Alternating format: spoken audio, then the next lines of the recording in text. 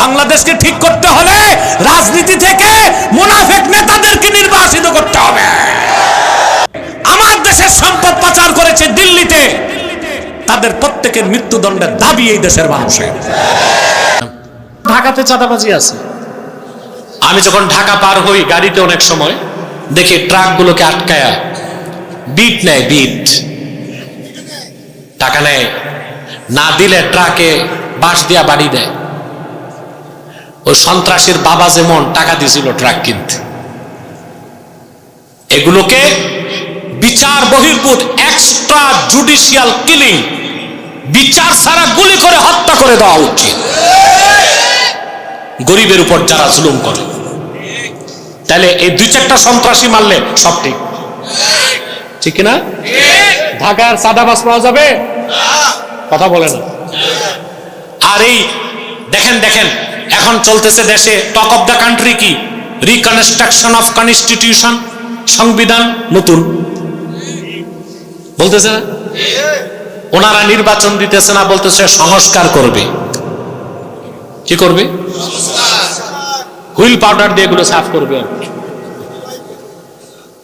গোড়ার ডিমের কিচ্ছু হবে না, দেখবেন শুধু টাইম পাস হবে।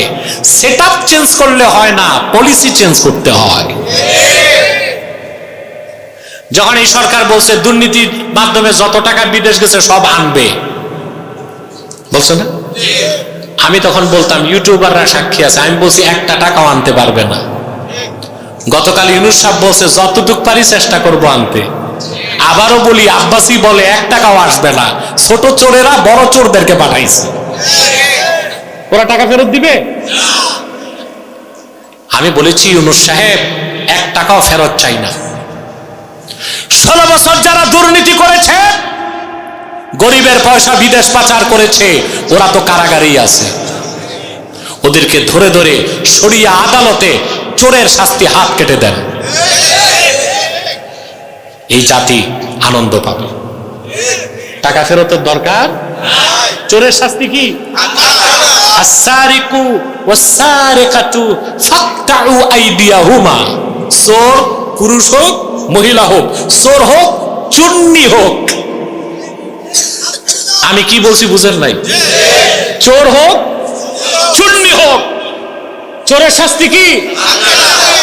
হাত কেটে দেন, টাকা ফেরত লাগবে না, আমাদের মন আনন্দে ভরে যাবে। 2 লক্ষ কোটি টাকা পাচার হয়েছে। দেশে ঋণ রেখে গেছে 6 লক্ষ কোটি টাকার উপরে।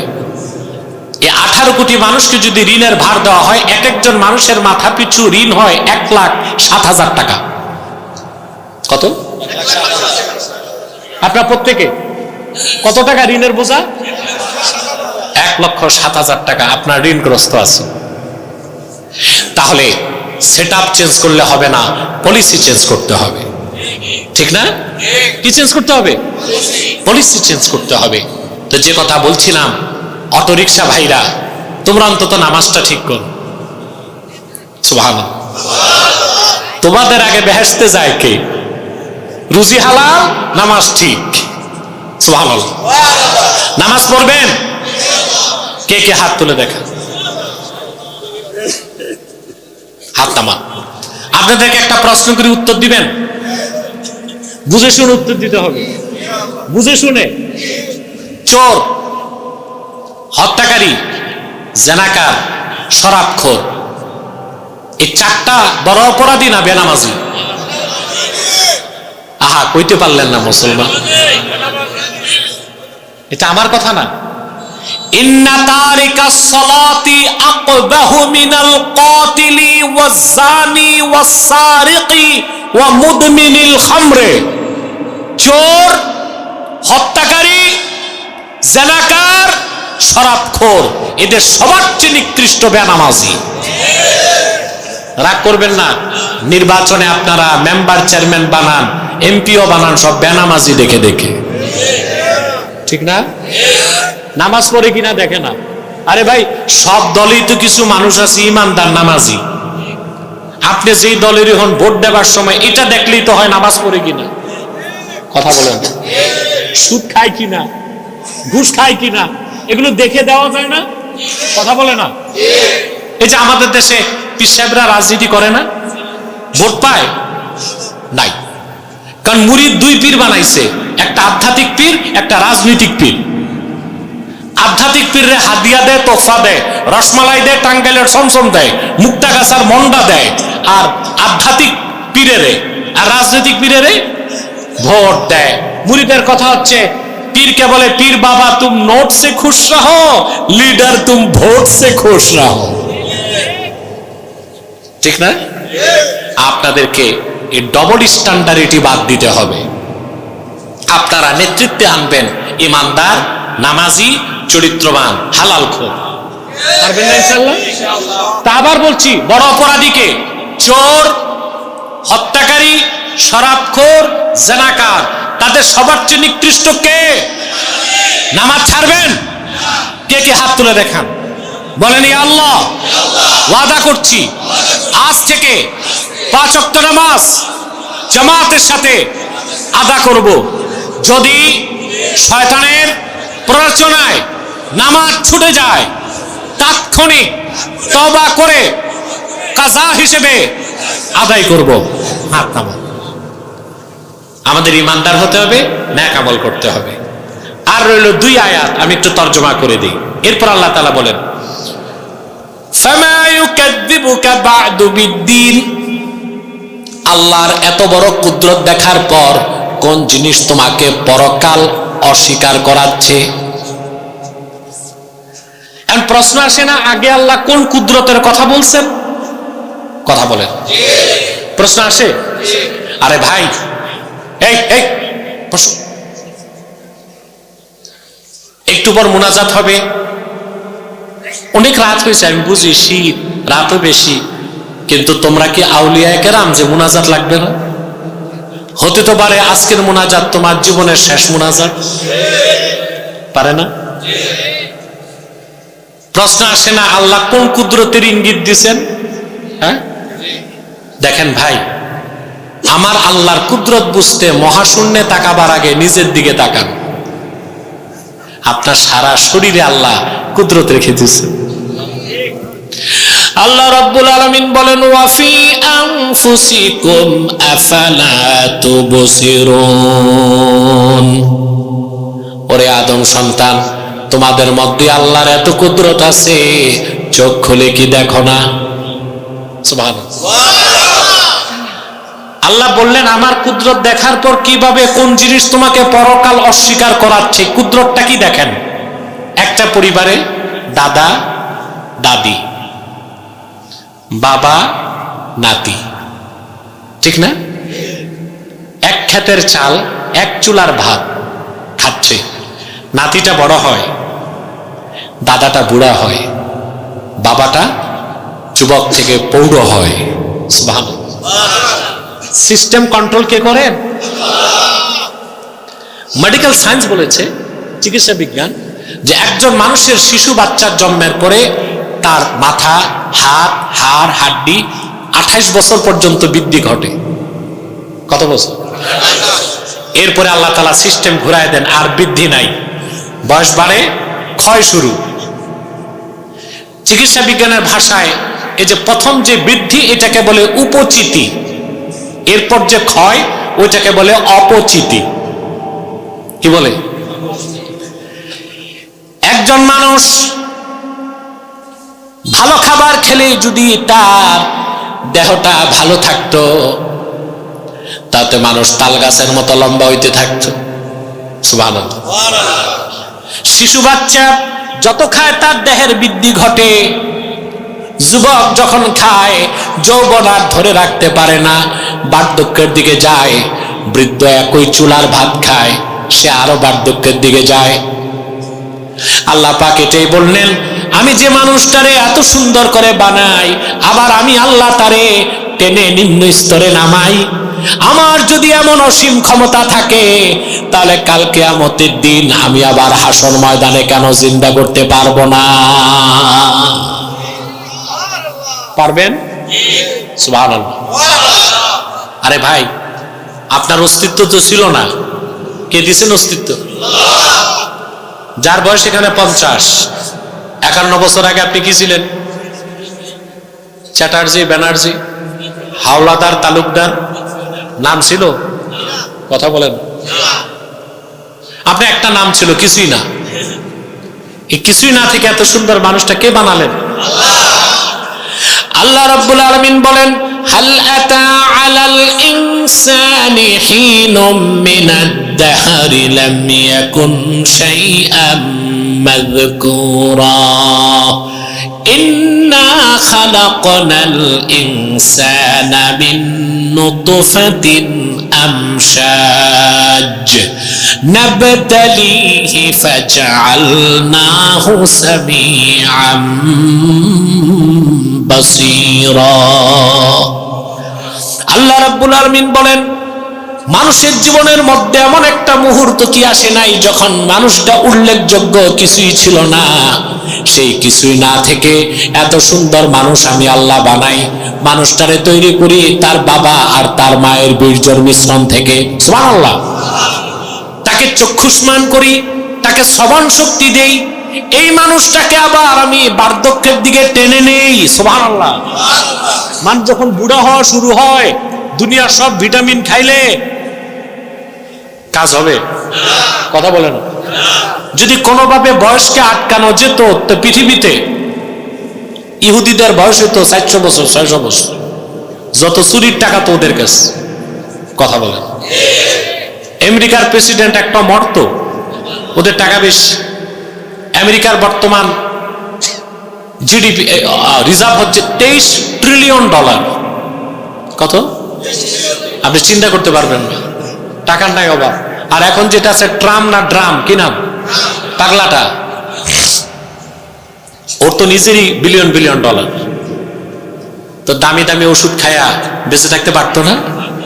পৃথিবীতে কিছু নাই, কুদরত কার? উপচিতি বন্ধ, শুরু হয় অপচিতি। এরপর চুল পাকবে, দাড়ি চামড়া কুচকাবে, দাঁত পড়বে, সুবহানাল্লাহ। কানে কম শুনবে। আপনারা দেখছেন না ভাই, একটা বিশ্ব সংস্থার মিটিং এ যে এটা টক অফ দ্য ওয়ার্ল্ড, পৃথিবীর সব চ্যানেলে দেখাইছে, বাইডেন বসে ঝুমতেছে। মুরগি অসুস্থ হলে যেমনি ঝুমে, ওইভাবে ঝুমতেছে। অনেকে ভাবছে মারা গেছে, ধাক্কা দিয়ে দেখে না বুড়া চিন্তা আছে, ঠিক না? এই কুদরত কার? আপনি কোনোভাবেই আপনার মৃত্যুকে ঠেকাতে পারবেন না, বার্ধক্যকে ঠেকাতে পারবেন না, সুবহানাল্লাহ। নকল করে কয়দিন বুড়া মানুষ চুল পাকছে, সব বিয়ে করতে যাবে, কালা খেজাব দিস, এটা কি জোয়ান দেখা যাবে? কয়দিন পরই তো সাদা খুঁটি বের হবে। কি বের হবে? সাদা খুঁটি, বুঝেন নাই? দাড়ি সব তো সাদা, কালো যে করছে, দাড়ি উঠা কি বন্ধন, এটা বাড়বে আল্লাহর হুকুমে, তো বাড়বেই দাড়ি, এটা ঠেকাই বুকি দিয়া। তো দেখা যায় কয়েকদিন পর সব সাদা কুটি। আল্লাহ তাআলা বলেন, এই যে অসীম আমার ক্ষমতা, আমি মানুষটাকে বার্ধক্যের দিকে নিয়ে যাই, ঠিক আমার কুদরতকে বুঝে নাও মানুষ, মৃত্যুর পর তোমাদেরকে আবার আমি হাসর ময়দানে জিন্দা করব। শেষ আয়াত আল্লাহ বলেন, আলাইসাল্লাহু বিআহকামিল হাকিমিন। কি আল্লাহ রাব্বুল আলামিন সর্বশ্রেষ্ঠ বিচারক নন? সুবহানাল্লাহ। চূড়ান্ত বিচার কে করবেন? যারা অপরাধী পৃথিবীতে তাদের বিচার হয়, কিন্তু আসল বিচার কে করবেন? ওই বিচার থেকে বাঁচা যাবে? কথা বলে না। আপনি পৃথিবীতে দেখা যেতে পারে বিচারকের ভুল সিদ্ধান্তে জাস্টিস না হয়ে ইনজাস্টিস হয়ে গেছে, ঠিক না? কিন্তু আল্লাহ আহকামুল হাকিমিন, ওনার যে বিচার ব্যবস্থা হবে হাসরে, ওইটা 100% ট্রান্সপারেন্সির সাথে। বান্দাদের তিনি মালিক, তারপর তিনি সাক্ষী উপস্থিত করবেন, করবেন না? মানুষকে আল্লাহ আমল নামা দেখাবেন, মানুষ বলবে আল্লাহ কেরামল কাতিবিন কিছু কম বেশি করছে। আল্লাহ বিচার করবেন না, শাস্তি দিবেন না, আল্লাহ হাত পায়ের জবান খুলে দিবেন। اليوم نختم على أفواههم وتكلمنا أيديهم ওয়া তাশহাদু আরজুলুহুম বিমা কানু ইয়াকসিবুন। আমি অপরাধীদের জবানগুলোকে তালা লাগাই দেব, অপরাধীদের জবানগুলো বন্ধ করে দেব, অপরাধীদের হাতগুলো আমার সাথে কথা বলবে। যে চুরি করছে তার হাত সাক্ষ্য দিবে, আল্লাহ এই লোকটা চুরি করছে আমারে দিয়া। ফাইল ঠেকায় ঘুষ খাইছে, হাত সাক্ষ্য দিবে সে দুর্নীতি করছে।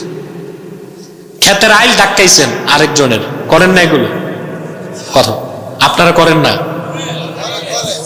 বিচার আচারে দুই দিক থেকেই বাইপাস করছেন, এগুলো নাই তো গজারিয়া? একেবারে যে নাই তাও বলা যাবে না, আছে। তারপরে হাত সাক্ষ্য দিবে, জেনা করেছেন পা সাক্ষ্য দিবে, সিনেমা দেখতে গিয়েছেন পা সাক্ষ্য দিবে, কোরআন সুন্নাহ বিরোধী মিছিলে গেছেন পা সাক্ষ্য দিবে। আল্লাহ লোকটা তোমার দিনের জন্য মিছিল করে নাই, কুফরি মতবাদ প্রতিষ্ঠার জন্য মিছিল করছে। সাক্ষ্য সব হয়ে যাবে, আর উপায় থাকবে? কারণ আল্লাহ হচ্ছেন আহকামুল হাকিমিন, উনি সর্বশ্রেষ্ঠ বিচারক, ওনার বিচার ব্যবস্থায় কোনো জুলুম থাকবে না। সুবহানাল্লাহ বলবেন না? এবার যে শিক্ষা নিয়ে আমরা সমাপ্ত করব তাফসীর, সেটা বলবো। আল্লাহ আমাদেরকে শিক্ষা দিলেন আমাদের জীবন হবে আখিরাতমুখী। বিশ্বাসী মুমিন আর অবিশ্বাসী কাফের মুশরিকের মধ্যে ফিলোসফি অফ লাইফ, জীবন দর্শনে এটাই পার্থক্য। কাফের মুশরিক দুনিয়াদার যা করে দুনিয়ার জন্য, মুমিন যা করে আখিরাতের জন্য। মুমিনের ব্যবসা বাণিজ্য, চাকরি বাকরি, লেনদেন আদান প্রদান, রাজনীতি, অর্থনীতি, সমাজনীতি, সংস্কৃতি, শিক্ষা সব হয় আখিরাতের জন্য। আর কাফের মুশরিক বেঈমান তার সবকিছু হয় দুনিয়ার জন্য, ঠিক না? আমাদের কাজ হবে আখিরাতমুখী। যখন আমাদের সব কাজ, কারো রাজনীতির উদ্দেশ্য যদি হয় আখিরাতে কিছু পাওয়া, সে রাজনীতি করতে যায় কল্লা কাটবে, টেন্ডারবাজি করবে, চাঁদাবাজি করবে, দুর্মুজ বাহিনী রাখবে? কথা বলেন। আরে যারা রাজনীতি করে তারা বলে কি জনসেবা করব, আর জনসেবার নাম দিয়ে এসে জনগণের কল্যাণ নেয়, ঠিক না? পেট সেবা করে। তো মুমিন তার সব কাজ হবে আখিরাতমুখী, বলেন সুবহানাল্লাহ। এই জন্য আখিরাতমুখী যার কাজ, সে প্রতিটা কাজে চিন্তা করবে আমার কাজটা আল্লাহর হুকুম মোতাবেক হচ্ছে কিনা, কারণ সে জানে আহকামুল হাকিমিন কে। সুবহানাল্লাহ বলবেন। এই দুনিয়াতে আপনি চাকরি করবেন, ব্যবসা করবেন, হালাল পথে মিলিয়ন না বিলিয়ন না ট্রিলিয়ন টাকা কামাই যদি করেন, নামাজ ঠিক রাখেন, হারাম না খান, গনে গনে বছর শেষে যাকাত দেন, আপনার কোনো চিন্তা নেই। চিন্তা আছে? আল্লাহ রাব্বুল আলামিন বলেন, রিজালুল লা তুলহিহিম তিজারাতু ওয়ালা বাইউন আন যিকরিল্লাহি ওয়া ইকামিস সালাতি ওয়া ইতাইজ যাকাতি ইয়াখাফুনা ইয়াওমান তাতাকাল্লাবু ফীহিল কুলুবু ওয়াল আবসার। আল্লাহ রাব্বুল আলামিন বলেন, আমার হাবিব মুহাম্মদ সাল্লাল্লাহু আলাইহি ওয়াসাল্লামের উম্মতের মধ্যে এমন কিছু মানুষও আছে, ব্যবসা বাণিজ্য, লেনদেন, চাকরি বাকরি তাদেরকে আল্লাহর জিকির থেকে অমনোযোগী করতে পারে না। সময় মতো তারা নামাজ পড়ে ক্ষেত খামারে যে সে যদি ঘন্টা কাশি হাতে নেয়, আর যদি মসজিদ থেকে আজানের আওয়াজ আসে, হাইয়া আলাস সালাত, ঘন্টা কাশি সামনে আসে না, পিছনেই ছেড়ে দেয়, ওযু করে মসজিদে চলে যায়। রমজান মাস আসলে বছর শেষে গুনে গুনে টাকাগুলো যাকাত দিয়ে দেয়। সুবহানাল্লাহ বলবেন না? ইয়াখাফুনা ইয়াওমান তাতাকাল্লাবু ফীহিল কুলুবু ওয়াল আবসার। আর সব সময় সেই দিনের কথাটা মনে চিন্তা রেখে কাজ করে, যে হাসরের দিন প্রতিটা মানুষের হৃদয় আর চোখ আল্লাহ রাব্বুল আলামিনের ভয়তে কম্পন করতে থাকবে। কারণ হিসাব দিবেন কে?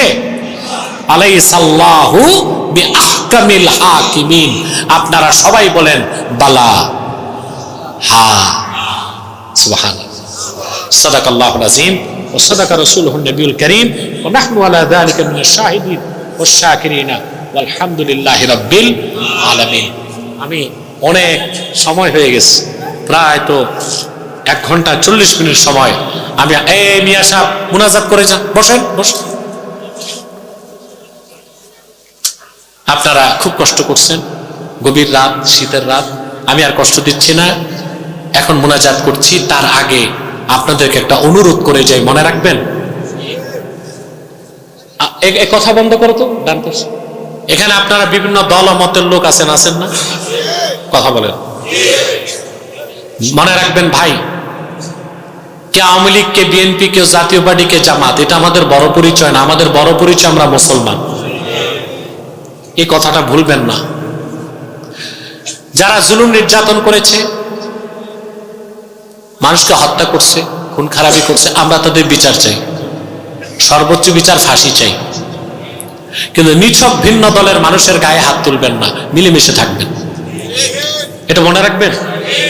আপনাদের মধ্যে সম্প্রীতি থাকতে হবে। আগে যারা দল করছে, এখন পালায় আছে, এদেরকে নিচে পুছে সৎ পথে আনবেন, মারবেন না, কাটবেন না। কারণ সে যদি মুসলিম হয় আর শুধু দলীয় কারণে তার গায়ে আপনি হাত দেন, কাল কিয়ামতে আপনার পার পাইতে সমস্যা হয়ে যাবে। কিন্তু যারা অপরাধী, যারা খুনি, যারা দুর্নীতিবাজ, আমরা তাদের শাস্তি চাই। নিছক যারা দল করত, এখন বেকায়দায়, এদেরকে ভয় দেখায়েন না, ভাই হিসেবে বুকে টেনে নেবেন। আমার এই নসিহতটা রাখবেন। যদি এটা না রাখতে পারেন, আপনারা যদি ধীরে ধীরে দলীয় কোন্দল বাড়ান, নির্বাচন আর চোখে দেখবেন না। মনে রাখবেন, পশ্চিমারা বসে আছে বাংলাদেশে গৃহযুদ্ধ কিভাবে করানো যায়, এই সুযোগ দিবেন। তা নিজেদের মধ্যে সৌহার্দ্য আর সম্প্রীতি রাখবেন। মুসলিম হিসেবে আরেক মুসলিমকে ভালোবাসবেন। দলীয় মতভেদ থাকতেই পারে, মাসলাকগত দ্বন্দ্ব থাকতেই পারে, কেউ আলিয়া, কেউ কওমি, কেউ সাদা টুপি, কেউ কালো টুপি, থাক না ভাই, সমস্যা কি? 3টা ইস্যুতে এক হয়ে যাব। কয়টা? তাহরিকে খাতমে নবুয়ত বাংলাদেশের ব্যানারে, এটা আমার সারা জাতির কাছে আমার বক্তব্য। কয়টা স্বার্থে এক হয়ে যাব? ইসলামের সুমহান স্বার্থ রক্ষায় ঐক্যবদ্ধ হয়ে যাব। মুসলমানদের মৌলিক দাবিগুলো আদায়ে আমরা এক হয়ে যাব। আর বাংলাদেশের স্বাধীনতাকে রক্ষা করার জন্য আমরা এক হয়ে যাব ইনশাআল্লাহ। রাজি আছেন? কয়টা স্বার্থে? আমাদের 3টি স্বার্থের বিরুদ্ধে বাংলাদেশে কাজ করছে 3টি অমুসলিম সম্প্রদায়। তার মধ্যে সবচেয়ে জঘন্য হচ্ছে কুখ্যাত কাদিয়ানি সম্প্রদায়। নিঃসন্দেহে তারা কাফের এবং অমুসলিম। বিগত 16 বছর তারা বিভিন্ন সুযোগ সুবিধা পেয়ে গেছে, এখন আর সুযোগ দেওয়া হবে না, ঠিক কিনা? নিঃসন্দেহে কাদিয়ানি সম্প্রদায় অমুসলিম এবং কাফের। তাদেরকে যারা কাফের বলবে না, তারাও কাফের। কারণ তারা আল্লাহর আখিরি নবী মুহাম্মদ সাল্লাল্লাহু আলাইহি সাল্লামকে আল্লাহর শেষ নবী হিসেবে বিশ্বাস করে না। চিল্লায় বলেন নাউজুবিল্লাহ। সেজন্য তারা কি? তাদেরকে যারা কাফের বলবে না, তারা কি? তারা মানুষকে ধোঁকা দেয়। মুসলমানদের মতো নাম রাখে, টুপি লাগায়, ঠিক না? দাড়িও রাখে। দাড়ি রাখলে কেউ যদি মুসলমান হতে পারত, তো রবীন্দ্রনাথ ঠাকুরের চেয়ে বড় মুসলমান কে হইত? সে কি মুসলিম ছিল না অমুসলিম? টুপি লাগালে মুসলমান হওয়া যায়? টুপি লাগালে কেউ যদি মুসলমান হতে পারত, তো ভারতে দেখবেন পার্লামেন্টে হিন্দু এমপিরাও টুপি লাগায়, ওরা কি মুসলিম হবে? নাম রাখলে মুসলমান হওয়া যায়? এক শয়তান বোতলে পেশাব করে উপরে নাম লেখছে শরবত। তোমরা ডান পাশে কিছু বদমাইশ ডিস্টার্ব করতেছে, সরাতে পারো না নাকি আমি আমার লোক পাঠাবো? কারা এরা?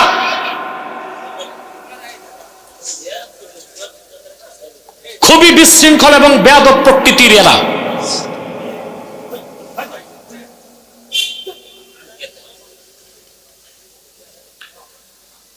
বোতলে পেশাব করে নাম লেখছে শরবত, এটা শরবত হবে? তদ্রুপ কাদিয়ানিরা অমুসলিম। আব্দুল আউয়াল, আব্দুল সামাদ, মোবাশ্বের আলী, কবির চৌধুরী, শাহরিয়ার কবির, নিঝুম ঝুমদার, এসব নাম রাখার দ্বারা মুসলমান হবে? আমার ভাইয়েরা, আমার বন্ধুরা, আমার আল্লাহ ও নূর নবীজি আমার মুহাম্মদ মুস্তাফা সাল্লাল্লাহু আলাইহি সাল্লামের ইসলাম ও কোরআনের হাজার হাজার হাজার বছর পরে বর্তমান ভারতের কুখ্যাত পাঞ্জাবের কুখ্যাত গুরুদাসপুরের কুখ্যাত কাদিয়ানে ইংরেজ আমলে এক শয়তান নিজকে নবী দাবি করছে। চিল্লায় বলেন নাউজুবিল্লাহ। শয়তানটার নাম রেখেছিল তার বাপ মির্জা গোলাম আহমদ কাদিয়ানি। সাবধান, তাকে গোলাম আহমদ বলা যাবে না, কারণ গোলাম আহমদ অর্থ আহমদ এর গোলাম। কোন কাফের কোনদিনও গোলাম আহমদ এর গোলাম হতে পারে না।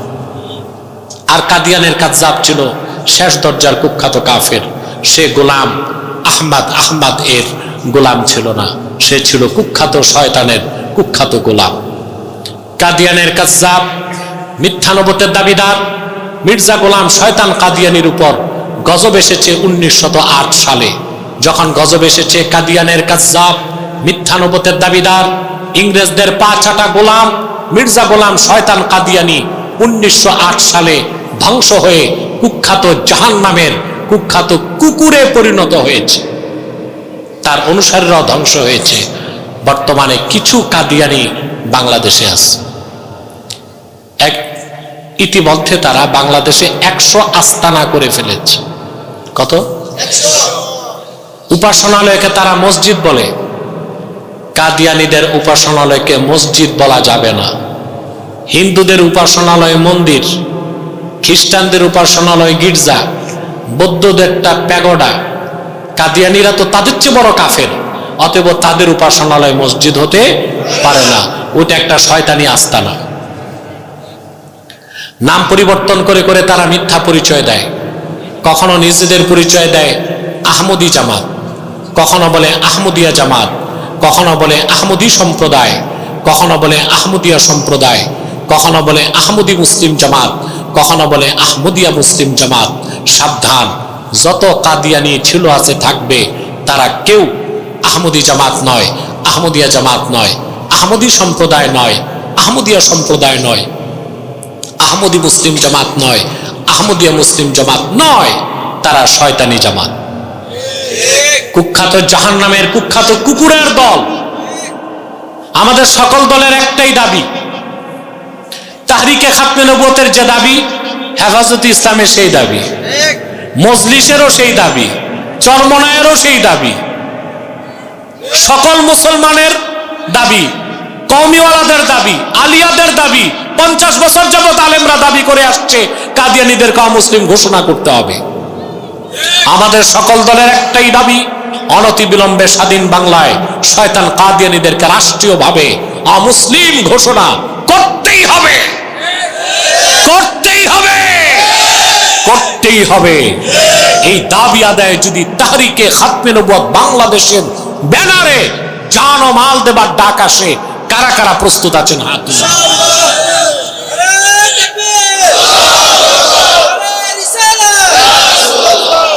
সম্মানিত সুধী, তাদেরকে অর্থনৈতিক সহযোগিতা করবেন না?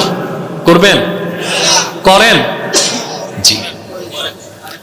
প্রাণ কোম্পানির যত জিনিস তাদের, সেজান কোম্পানির জুস তাদের, RFL এর পণ্যগুলো তাদের, প্রথম আলো, ডেলি স্টার, কালের কণ্ঠ তাদের। এগুলো ধরবেন না, কিনবেন না, বেচবেন না। আপনারা বলতে পারেন, হুজুর বাজারে তো অমুসলিমদের পণ্যই বেশি। হ্যাঁ, আপনার কথা, প্রশ্নের উত্তর আছে। অন্য অমুসলিম যারা ইহুদি, বৌদ্ধ, খ্রিস্টান, হিন্দু, কথা বলে না, আছে না? বৌদ্ধ, খ্রিস্টান, চাইনিজ মাল বেশি, ওরা বৌদ্ধ।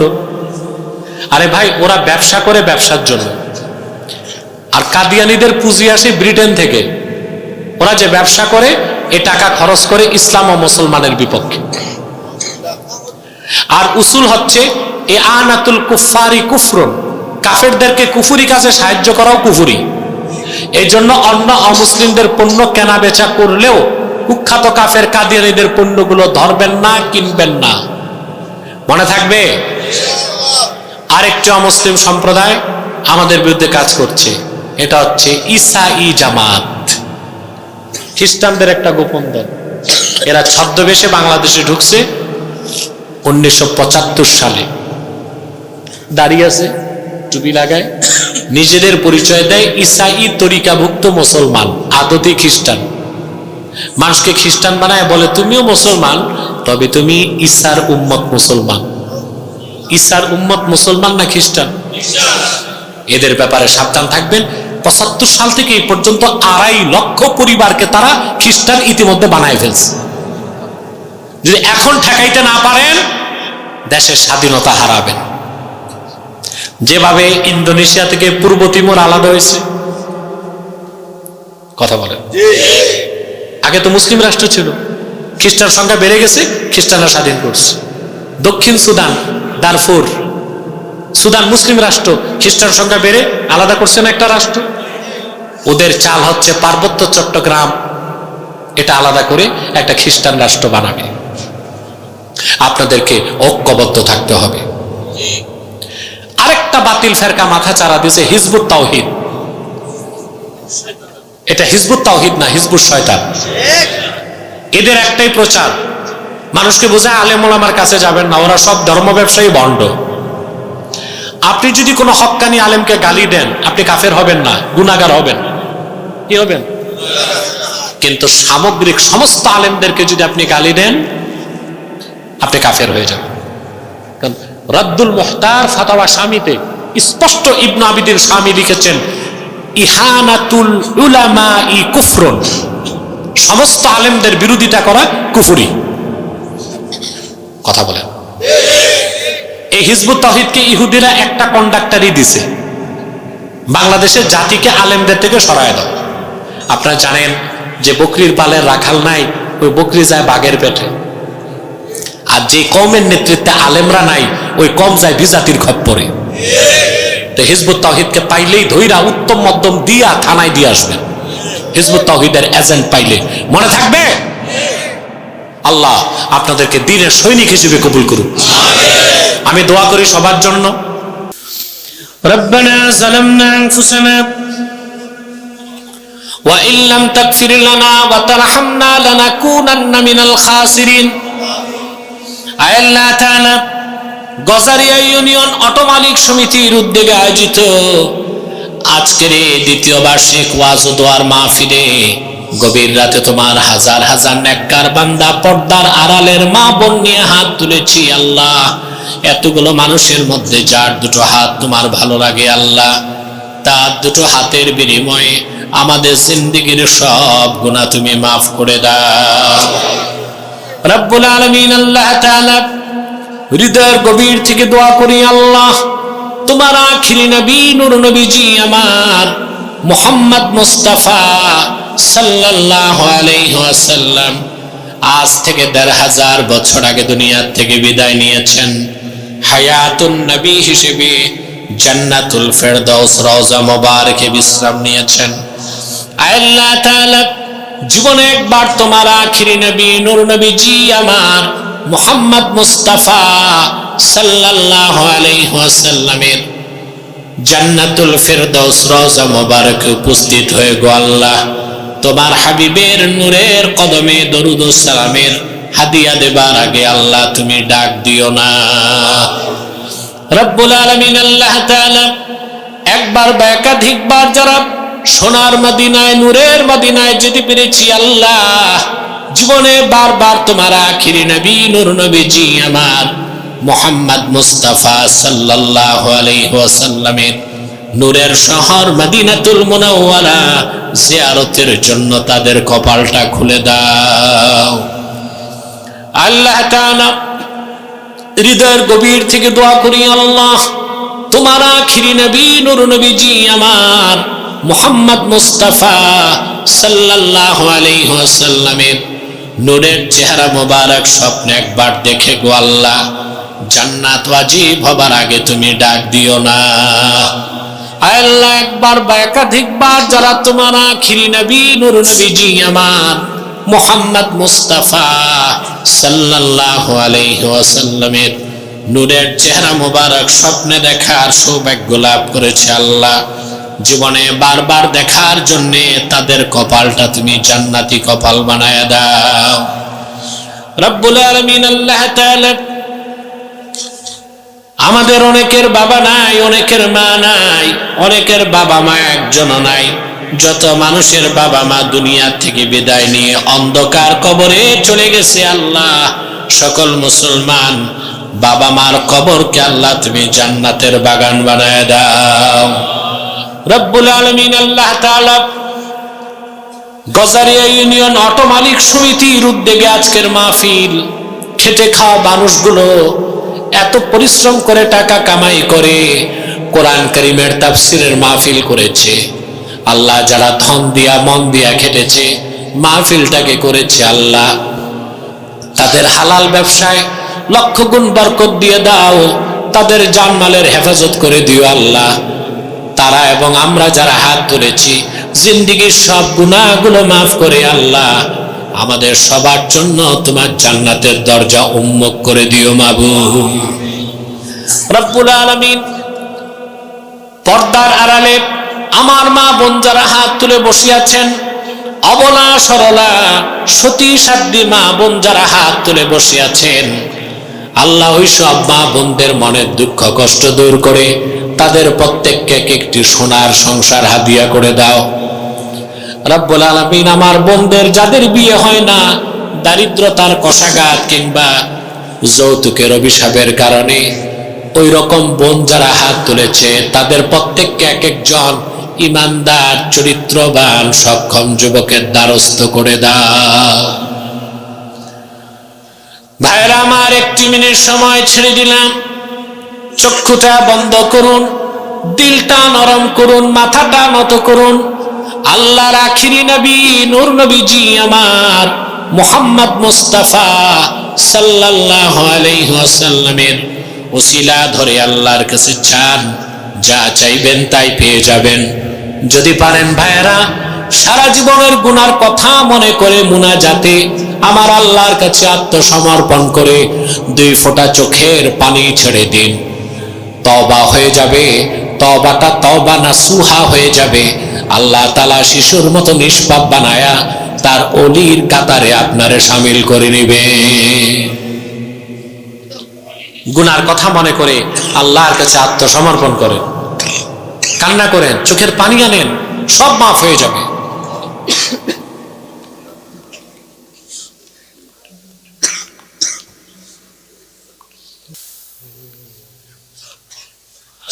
اللهم إنا نتوسل إليك بوسيلة حبيبك المحترم نبيك الخاتم سيدنا وسيد الأبرار نبينا ونبي الأنبياء محمد بن عبد الله نبي الله رسول الله صلى الله عليه وسلم الذي أكملت به قصر النبوة وحكمت لا نبي بعده وأعلمت في القرآن بالبرهان أن محمدا صلى الله عليه وسلم خاتم النبيين والمرسلين قبل 1500 سنة وصلى الله تعالى على خير خلقه نبينا محمد نور الله وعلى آله وصحبه أجمعين برحمتك يا أرحم الراحمين السلام عليكم ورحمة الله تعالى وبركاته